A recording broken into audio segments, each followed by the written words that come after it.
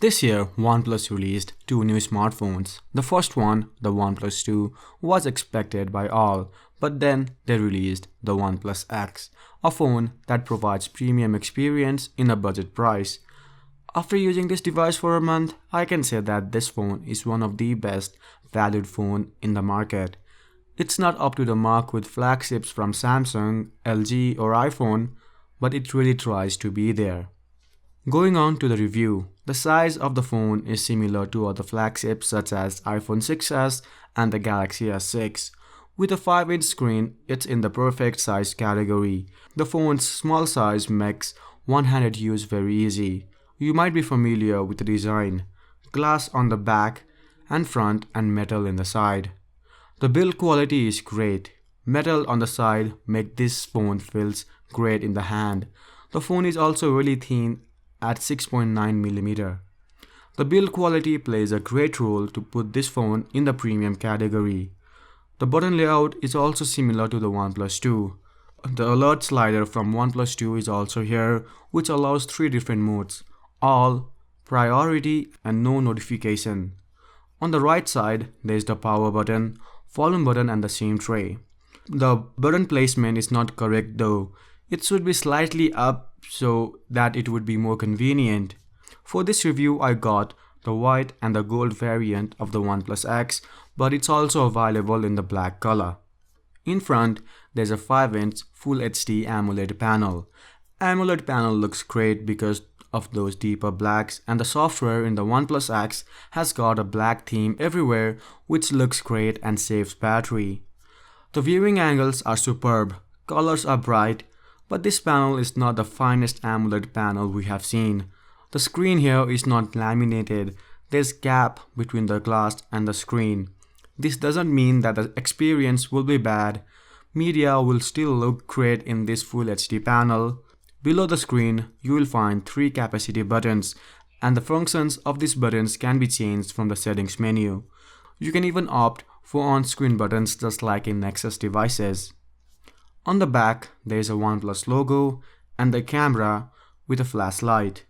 The camera in OnePlus X has a 13-megapixel sensor, and instead of f1.8 aperture, it has got f2.2 lens, which allows less light than the OnePlus 2. Under good lighting, the camera can produce great images with a lot of detail, but it's not very consistent. It did produce inaccurate colors and over and underexposed photos from time to time. In low light, the camera suffers. There's a lot of noise and details get lost. And in the front, you will find an 8-megapixel camera with an f2.4 lens, and the front camera is good for taking selfies. But the camera app in the OnePlus X is the same that we found in the OnePlus 2, which was not good. So if you decide to buy this phone, I suggest you guys to install a third-party camera application like the Google Camera. This phone's spec grabbed attention of a lot of people in its release. It does have an outdated spec, but Snapdragon 801 is flagship chip of the last year and still has enough power to make everything run smoothly and can continue to do so in the future. And with 3GB of RAM, everything runs smoothly. Browsing the web, gaming and multitasking works great without much problem. The Snapdragon 801 has 4 cores clocked at 2.3 GHz.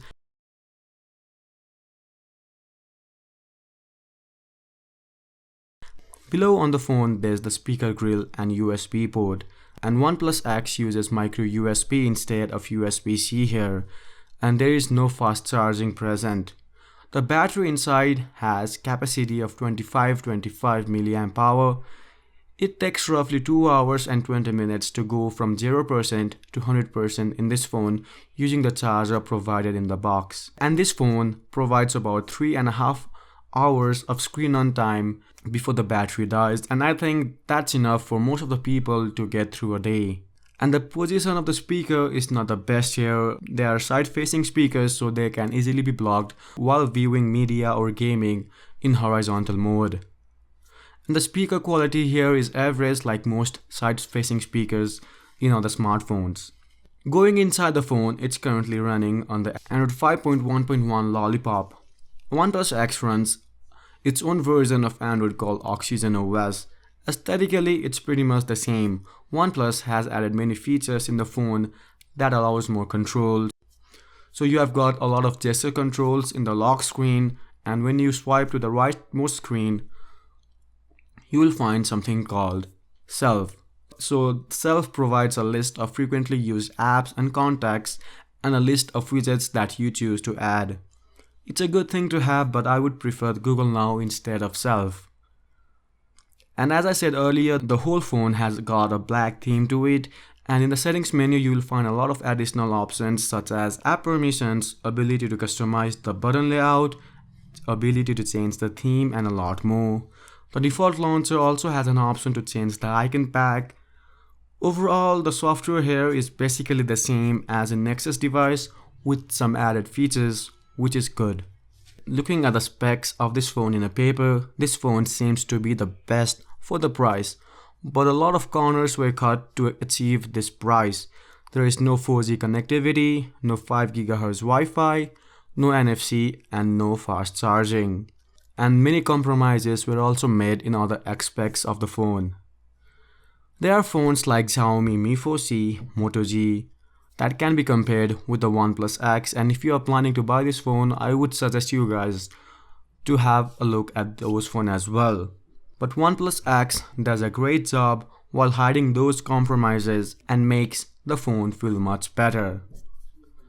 So that's all about my review. What do you guys think about this phone? And if you have any questions regarding this phone, do let me know in the comment section below. I will try to answer them. And subscribe for more videos. Thanks for watching. Have a great day.